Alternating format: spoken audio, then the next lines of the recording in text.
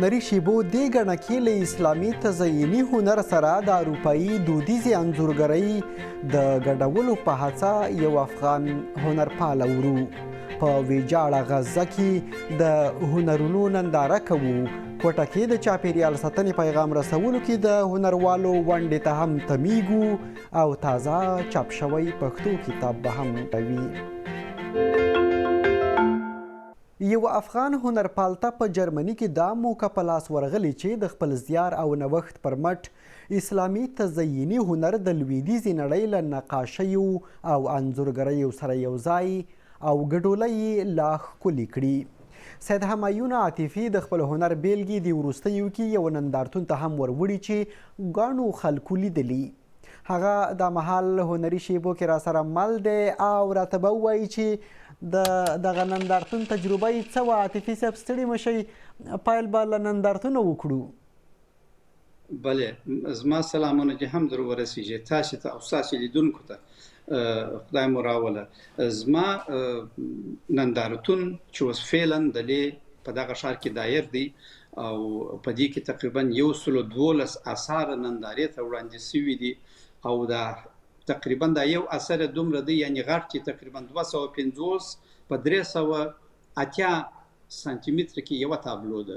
یعنی ډېر تابلوګانې دلته نندارې ته وړاندې شوي دي. دا یو او دا زما د موزیم اوله معرفي نه ده. ما دلته په جرمني کې په اروپا کې حتی تر میامي آرټ میامي پورې خپل اثار همیشه ښوولي دي. په طور د مثال په 2015 کې د پیرګامن موزیم چې هغه په برلین کې تر ټولو غټ موزیم په اروپا کې دی، په هغه کې زما اثار 230,000 انسانانو ولیدل، د ټول جهان و هغه نمایشګاه ته راغلي وو. او بیا په موزیم راتینګن کې ما نمایش درلودی او په کونست فورم کې چې اوس فعلا لرم او په موزیم هم کې الته هم زما یو نندارتون او عاطفي صاحب که چیرې زموږ لیدونکو دا پوښتنه راولاړه شي چې ستاسې د هنرونو او د دغه انځورګرۍ بیلګې په څه ډېر پام ساتي، د یوې بیلګې یو روښانۍ ورکولی شئ؟ په خبرو د نقاشي توضیح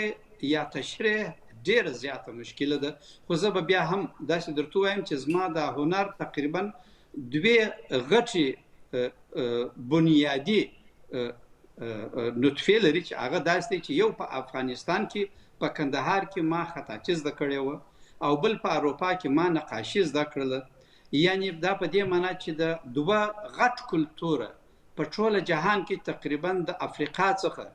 بیا تر مالایزیا پورې دغه ټول اسلامي مملکتونه دي او دغه هنر لري، دغه ختم الرسم تقریبا لري چې هغه ډېر یو ښایسته خط دی او دا ما پخوا زده کړی و. اوس مې د دې تحصیل کړی د نقاشي په افغانستان په کابل کې، بیا تر دا اوسه پورې زما ټول هغه تمرکز پر دغه و او زما ټوله څېړنه دغه ثابتوي چې دغه 2 کلتوره سره یو ځای شوي دي او یو نوې ژبه په مجموع کې د هنر په تاریخ کې منځته راغلې ده. اروپایان یې قبلوي فعلا او دې ته د اروپایانو په ټوله کې لویدیځه نړۍ کې غبرګونونه څه دي؟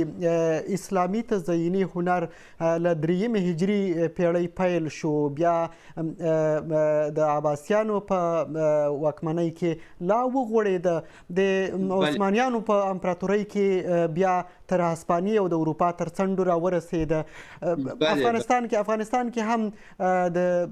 تیموریانو واکمنۍ کې ډېر پراخه شو. افغانستان کې تاسې اوسنی حالت څنګه ګورئ او دلته د خلکو غبرګون ورته څه دی؟ بله، ډېره مننه چې ډېره تاریخي یو شعاع مو ورکړه په دغه لحظه کې. تاسې خپله د اسلام د شروع څخه تاسې وویل تر عباسیانو تر دورې پورې چې ابن مقله په هغه وخت کې وزیر و او د کوفي خط څخه چې قرآن مبارک په کوفي خط لیکلی و، چا نسوای ویلی، هغه یو نوی ابتکار منځته راوړی، تقریبا 6 خطونه استخراج کړله. البته دا یو ډېر انقلاب و، ټولو خلکو ته قرآن شریف او نور اثار ورسېده او ادبي اثار. دا یوه مقطع زماني ده. دوامه د عثمانیانو دوره تاسې یاد کړله، هغه هم ورسېده په خپله اندازه. خو زما وظیفه دغه و چې د دغه ټولو سره و ټول اروپا ته و ټول جهان ته د هنر په ساحه کې د نقاشي په ساحه کې دغه باید ټول انسانانو ته قابل د قبول زما د قابل د تعبیر وي زما د پوښتنې دوه اړخونه یو دا چې دلته چې په اروپا کې خلک ستاسې دغه هنر ګوري دغه هنرونو ګډوله ګوري چې هم د لویدیځې نړۍ نقاشي ورسره ملګرې ده هم هغه د اسلامي هنر برخه د خلکو هغه غبرګون مې په دې معنی چې خلک یې خوښوي هرکلی یې شته بله دلته 25 کاله کېږي چې زه ډېر خپل زحمتونه باسم او څېړنه کوم په دې 25 کاله کې دغه 10 کاله تاسې اول ځینې وباسئ اوس نو په دې معنی چې زما هنر دلته منل شوی دی ډېر لیدونکي په خپل اندازه لري او زه د دغه څخه خپل تغذیه او ژوند کوم د کوفي لیک په تړاو په وروستیو کې په هرات کې یو نندارتون رابلل شوی و افغانستان کې د دې هنر د غوړېدو څومره هیلې شته څومره لارې چارې او زمینې ورته برابرې دي فرصتونه څومره دي بله زه فکر کوم چې فرصت ډیر برابر دی ډیر مرکزی یو حالت برابر دی د تحصیل لپاره خو په دغه لحظه کې زه باید ووایم چې متاسفانه یوازې د هلکانو او د نارینه‌وو لپاره مګر متاسفانه د انجونو او د ښځو لپاره لا تر اوسه برابر نه دی زه ډیر هیله من یم چې دغه برابر شي د بلوچستان د کوټې ښار ته ورځو هلته د آی ټي پوهنتون کې د چاپیریال ککړتیا په اړه هنري نندارتون وربلل شوی و نندارتون کې د زده کوونکو هنري آثار او د چاپیریال ساتنې اړوند نښې نندارې ته ایښودل شوي دي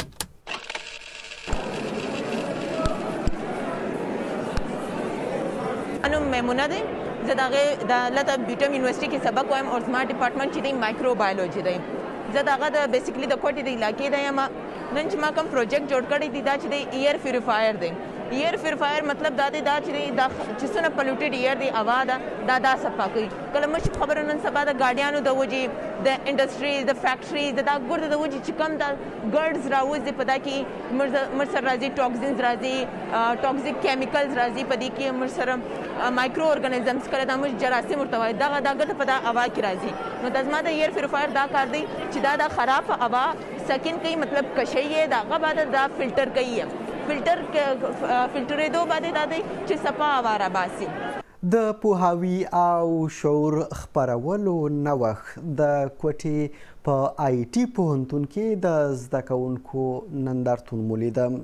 او د دې اونۍ تازه چاپ شوی کتاب توره ارواپوهنه ده چې پښتو ژبې ته وسیع ابهام ژباړلی دی ښاغلی ابهام راته وایي توره ارواپوهنه په خاص ډول د هغه انسانانو په چلند باندې بحث کوي چې ځانګړی شخصیت لري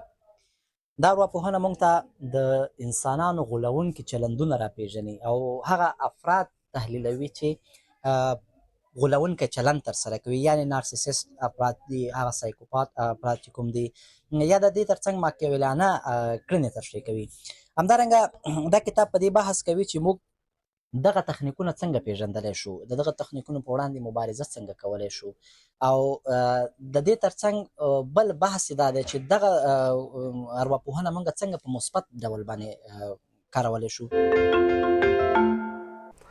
هنري شیبې همدومره وي تر بلې ګڼې مو لوی الله مل ښې شیبې ولرئ